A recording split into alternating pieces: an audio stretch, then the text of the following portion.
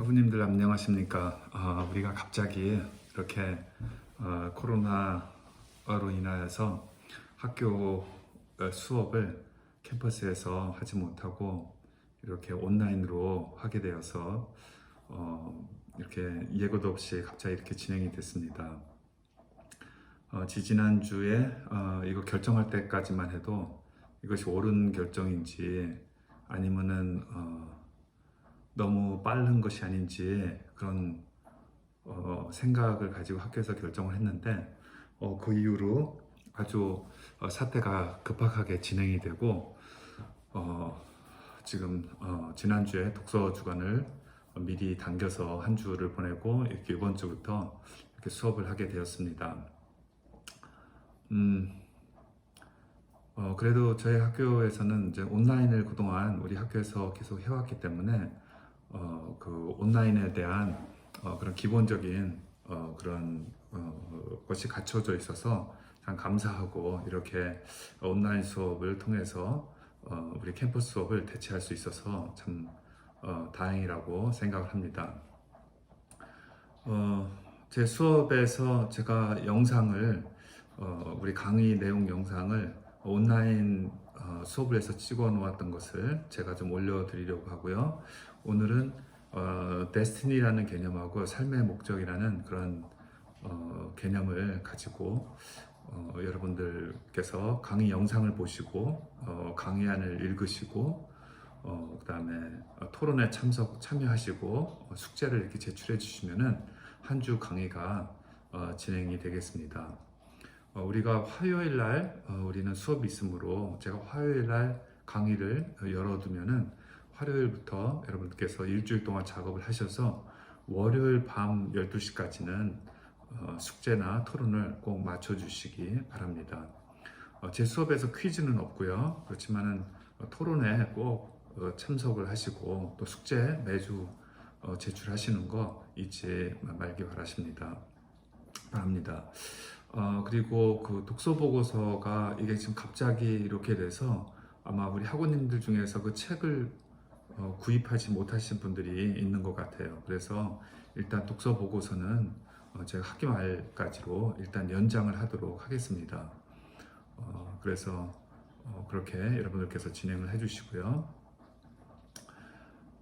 그래서 오늘 강의를 여러분들께서 영상을 보시고 강의를 들으시고 이렇게 하시는데 제가 그 강의에 대한 전 인트로덕션과 그 다음에 숙제에 대해서 좀 말씀드리는 지금 영상을 여러분들께 좀 보내드리고자 합니다. 여러분들도 그렇게 하셨겠지만 오늘 저희 교회에서도 코로나로 인하여서 제가 지금 주일날 밤에 이 영상을 찍고 있는데 온라인으로 예배를 드렸습니다. 온라인으로 주일 예배를 본 것은 처음인 것 같습니다. 그래서 저는 우리 남종선 교수님, 우리 신약학 강의하시는 남종선 교수님 교회를 에서 협동으로 이렇게 섬기고 있는데 오늘 이제 남 목사님께서 우리 그 사도행전 27장 그 광풍을 만난 배에 있었던 그 사도 바울의 이야기를 통하여서 우리가 코로나라는 지금 광풍을 지나면서 우리가 어떤 삶의 자세를 가져야 될 것인가 뭐 이런 주제로 말씀을 이렇게 전해 주셨습니다.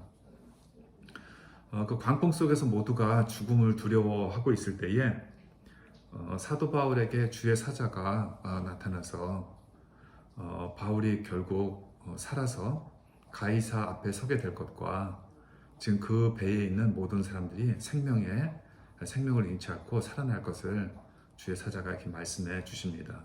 그래서 그 어려운 시간 가운데서도 평안을 가질 수가 있었습니다.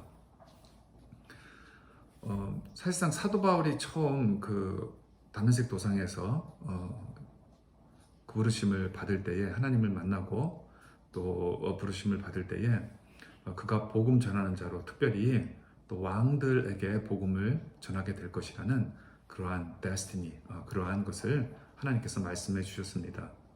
그것이 하나님께서 사도 바울을 향해서 가지고 계신 하나님의 뜻이고 목적이었습니다. 사도 바울이 그 이후로 삶을 살면서 그 삶에 하나님께서 주신 사명, 그 목적을 위해서 열심히 전진하는 삶을 그렇게 살았던 것입니다. 그런데 지금 이렇게 광풍을 만나게 된 것이죠. 광풍을 만나서 죽음의 위기 가운데 있어서 힘들어하고 또 기도할 때에 하나님께서 주의 사자를 보내셔서 사도 바울에게 주셨던 하나님의 그 사명, 하나님의 그 사도 바울의 데스티니, 그것을 다시 리마인드 시켜주시고 그 하나님께서 그를 향해서 그런 목적을 가지고 계신 것과 하나님께서 그것을 이루실 것을 말씀해 주셨던 것입니다. 그래서 사도 바울은 그 어려움의 때에 그 사명을 다시 한번 되돌아보고 또 사명을 다시 한번 회복할 수 있는 그러한 시간을 갖게 된 것이죠. 하나님께서 우리 한 사람 한 사람을 향해서 가지고 계신 목적과 뜻이 있으십니다. 우리가 그것을 인식하고 그것을 향해서 우리의 삶을 집중하고 그렇게 살아가는 것이죠. 우리가 사는 것이 그저 단순히 생명의 연장에서 끝나는 것이 아니라 삶의 목적이 있기 때문에, 우리에게 사명이 있기 때문에 그것을 향해서 그것을 위하여서 우리의 삶을 살아가고, 그렇기 때문에 우리의 그 삶이 또 가치가 있는 것입니다.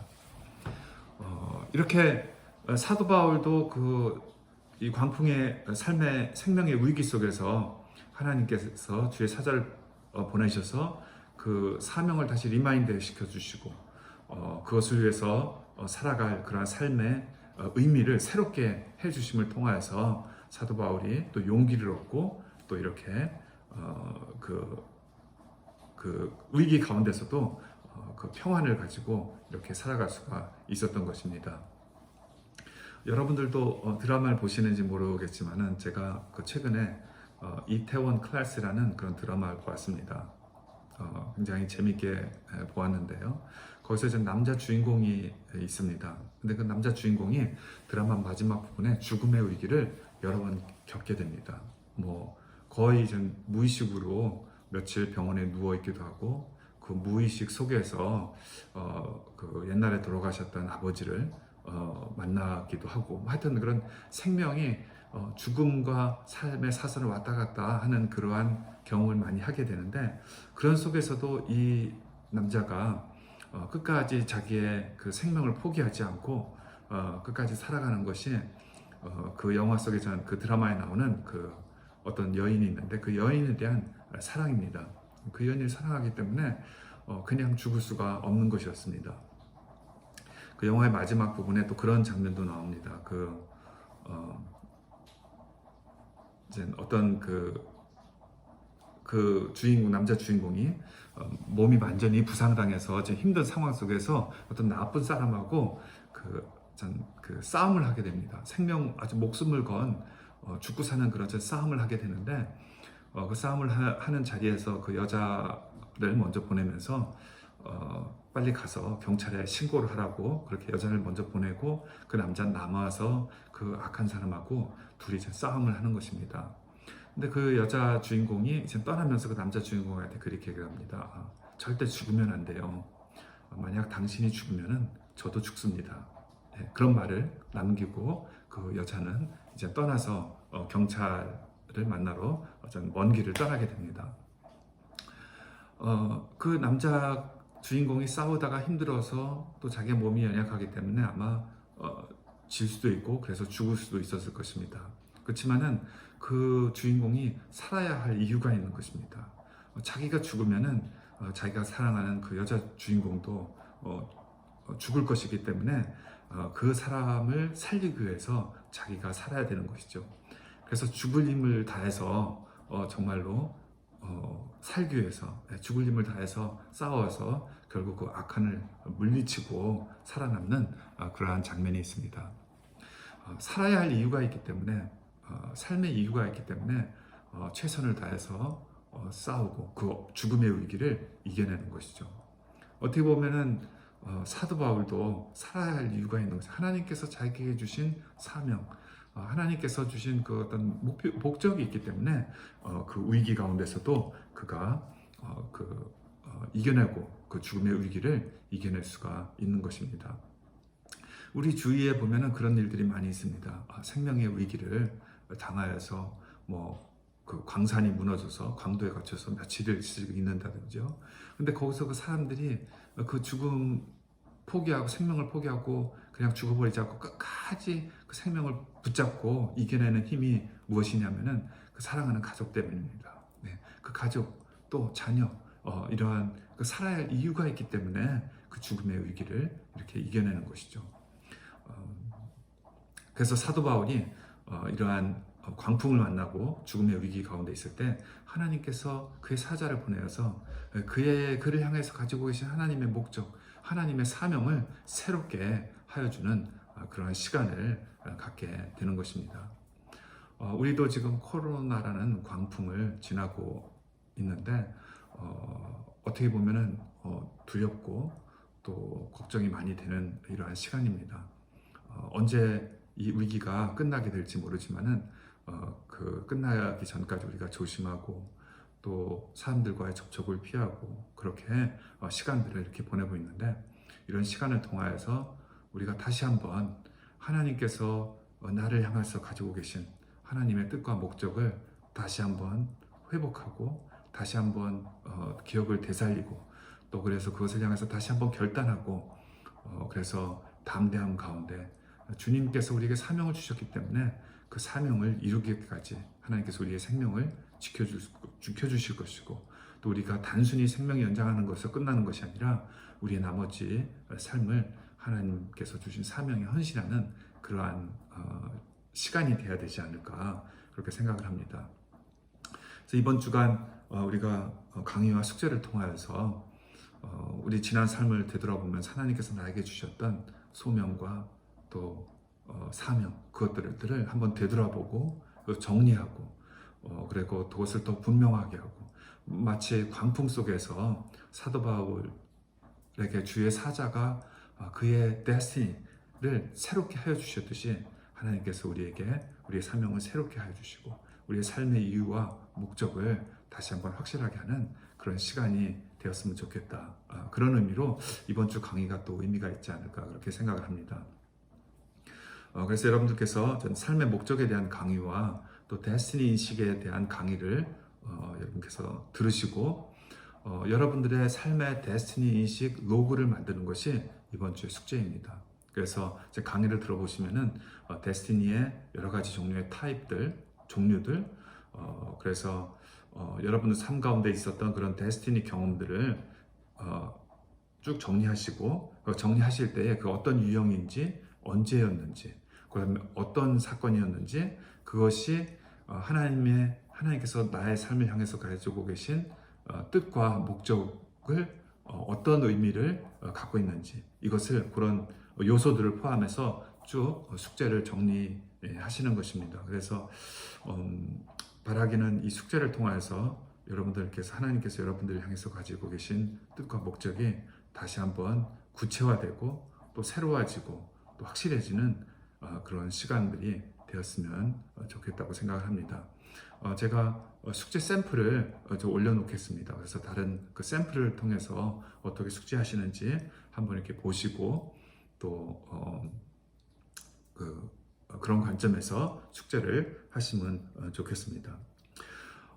하나님께서 우리를 향해서 가지고 계신 삶의 목적과 또 우리가 사명을 생각할 때에 하나 좀 생각해야 될 것은 우리가 하나님은 우리의 종교적인 영역뿐만이 아니라 이 세상도 하나님께서 주이시고 또 하나님께서 다스리는 것입니다. 그래서 우리가 우리의 삶의 목적을 생각할 때에 물론 종교적인 일로 하나님께서 우리를 부르신 분도 있겠지만은 또 우리 세상 속에서 하는 문화나 또 정치나 또 경제나 비즈니스나 이런 것을 통해서 우리에게 주시는 또 하나님의 뜻이 목적과 사명이 있을 수도 있습니다.